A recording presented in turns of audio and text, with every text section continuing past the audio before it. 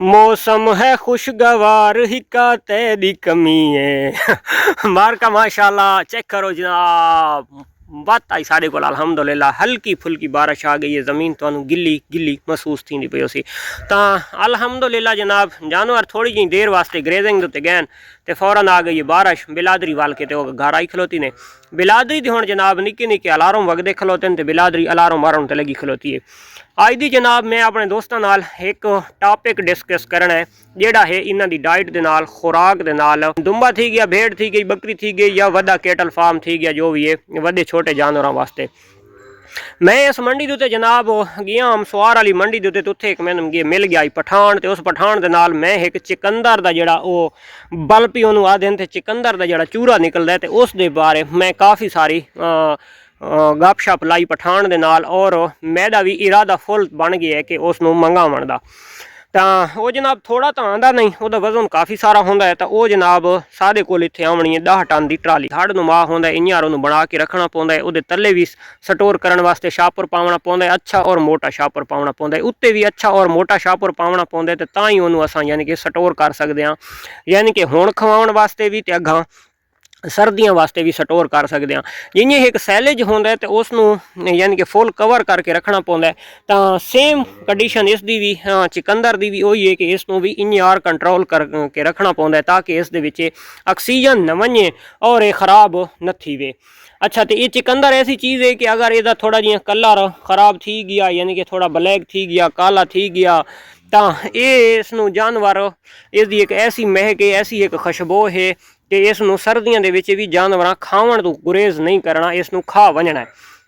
असां जनाब हाजिर पोजीशन देखते होया क्योंकि साढ़े कोलू पिछले दिहाड़ां दी जड़ियां फसलों के विच बारिशां आईयां उन्हां नाल लुधड़ी जी जमीन उत्ते काफ़ी थी गई है तो इस अपने जंगल दे विच भी मैं सारी स्प्रे मार रखी है लुधड़ी वास्ते तो वो लुधड़ी छोटी छोटी थी कि कंडा चा गई है बई चराई वाला सिस्टम है कोना कणकां वाले वड जितने हैं तो टोटल जनाब मूंगियां काश्त हो गई तो इस करके हुण जनाब साढ़े कोलू चराई वाला सिलसिला ना होवन रंगा थी गया तो वो जो सामने वाला चारा है तो उस चारा उत्ते इन्हां दा कित्थे निज़ाम चलता है। खुश्क डाइट की गल करा तो साढ़े कोल मिसा होंदा है मिसा इतवारी बारिशां ज़्यादा पवन की वजह तो ओदी पोजीशन नॉर्मल है और मूंगी का जोड़ा मिसा है तो वो वैसे लेट है तो इस करके असां जनाब इस साल एक न्यू चांस न्यू काम करेंदे पे कि असां भी चिकंदर वाला वो जोड़ा चूरा होंदा है तो वो मकान मंगवाते पे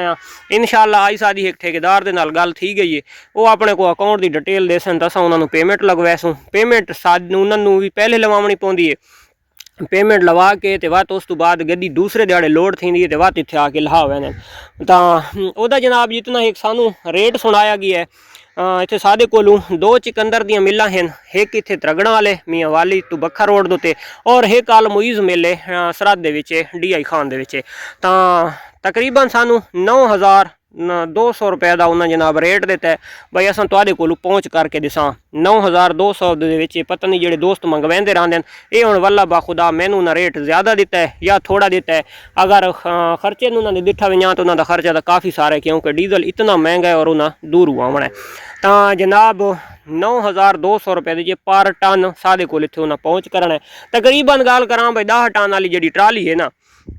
वो शूट दुते लूट थी दी है 10.5 टन भी आ सकता है कोई मन थले यानी कि लाख रुपए का सिर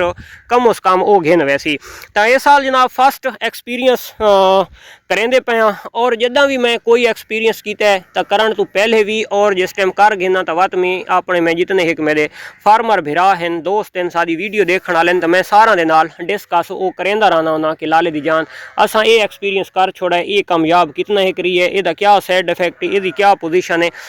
तो इंशाअल्लाह मैं मजीद भी अपने दोस्तों के नाल शेयर करेंदा रहा। हुण अगली गल कर गिना कि मेरे इस जहन के हाई पहले कि मैं चिकंदर मंगवाने तो इस करके मैं पहले दिन निस्बत यानी कि गंदम का जोड़ा भूसा है यानी कि वैसे उन्हें लगता है तकरीबन 25 तो 30 बोरियां का भूसा साल के मेरे वधे जानवरों वास्ते मैं इस साल गिन गिदा 73 बोरी का भूस स्टाक किया है यानी कि गंदम का भूसा परचेज किया है सिर्फ के उस चिकंदर दे नाल खवाउण वास्ते वड्डे जानवरां दे उत्ते भी वसी होवे और भेड़ां दे उत्ते भी वसी होवे। सर्दियां दे विच या गर्मियां दे विच हुण भी असां पावणा तां असां उस नूं डायरैक्टली नहीं पावणा, असां जनाब उस दे नाल असां जिहड़ी चीज़ ऐड करन लगे जिहड़े लोग पहले खवेंदे रहंदे ने तां उन्हां दा एक अपना एक्सपीरियंस है, लेकिन जिहड़ा एक असां तजर्बा करना है या असां दूसरां दे नाल शेयर करना है तां असां यही करना है। मजीद जिहड़ी होसी तो उस दे उत्ते मैं एक वीडियो पा देसां कि मैं केड़ी केड़ी चीज़ दे नाल इस्तेमाल कीते, ओहदे मैं पैसे सारे परतावणे जियां केसर दी साइड चेंज कीती वेंदी ओहदी मैं साइडां सारियां चेंज करे सां। सब तो पहले जिहड़े मैं उसनूं इस्तेमाल करे सां गंदम दा भूसा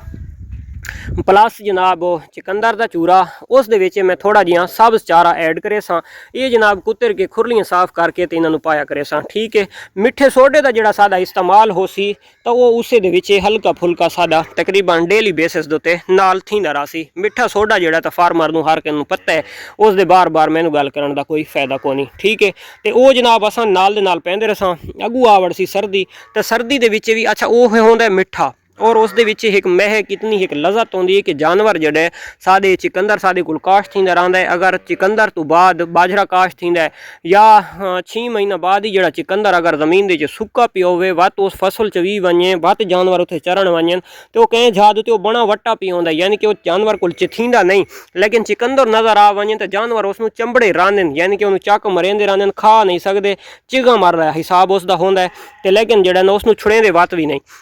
तो असां जनाब इंशाअल्लाह उसनूं स्टोर करने हुण पूरियां गर्मियां दे असां 10 टन सारा खवा तो ना भी सां, थोड़ा बहुत खवैसूं बकाया जड़ा तां इंशाअल्लाह गर्म बहुत होंदा है, खवावना एहतियात नाल है, उस दे नाल दूसरियां चीज़ां भी ऐड करनियां, यानी कि सब चारे का इस्तेमाल थी वञे तो बहुत बेस्ट है। तो सर्दियों के विच तो बस सुभान तेरी कुदरत उस चीज़ दे बहुत ही मज़े हैं, यानी कि गंदम दा भूसा हो गया, चिकंदर दा चूरा हो गया, उस दे विच हल्का फुल्का चौकर या गंदम दा हल्का फुल्का दलिया, मिठा सोडा, तो इन्हां नूं पा देसां ते इंशाअल्लाह ये निशे करे सन, यानी कि शौक दे नाल खासन, क्योंकि भेड़ दे विच नखरे ना दी कोई चीज़ है कोना। बढ़ती हुई महंगाई दे नाल यानी कि सानू भी हर ऑप्शन हर सोच हर से हिसाब करना पौंदा है। वैसे तो साडे कोल थोड़े अरसे बाद इंशाअल्लाह मूंगियां दी काश्तां जा रही हैं, कोई वधियां वधियां थईयां पईयां तां वजना है, तो उस दे भी तो हर बंदे नूं पता है मूंगी दा मिसा बहुत ज़बरदस्त चीज़ है, साल दे 12 महीने चल सकदा है, तो साडे कोल भी काफ़ी वसी स्टाक होंदा है। तो इस साल जनाब असां थोड़ी जी होर चेंजिंग आण लग्या अपनी जिंदगी दे विच, अपनी इस फार्मिंग वाली खासकर जिंदगी दे विच, तो इंशाअल्लाह आने वाले टाइम दे विच जो भी होया बेहतर होया बुरा होया जो भी होया तो इंशाअल्लाह अपने दोस्तों के नाल मजीद भी इस टॉपिक के उत्ते गुफ्तगू थींदी रासी, इस दे बारे में मुतल्लिक सारे दोस्तों के नाल जेड़ी भी गाइडनेस हो सी तो इंशाअल्लाह शेयर करेंदा रासां। तो अज दी इतनी एक मालूमात आई कि असां मंगावन लग्या, असां उन्हें स्टोर करन लग्या। इस तो बेहतर तरीका अगर कोई स्टोर करन दा होवे तो जेड़े दोस्त एक्सपर्ट हैं तो वो भी सानू कमेंट सैक्शन दे विच साडी रहनुमाई कर सकते हैं कि जियां मैं तुहानू कहंदा पिया तले अच्छा शापर पावना है, मोटा शापर पावना है, उत्ते चिकंदर दा चूरा लावना है, उसनूं सही करके लिताड़ गिनना है, वत उत्ते शापर पावना है, शापर करके ते उस दे उत्ते असां जनाब तिरपाल पावनी है या कोई मोटा कपड़ा ऐसा पा के उस दे उत्ते यानी कि मिट्टी दे के भी रखना पौंदा है, जिन्हें कि एक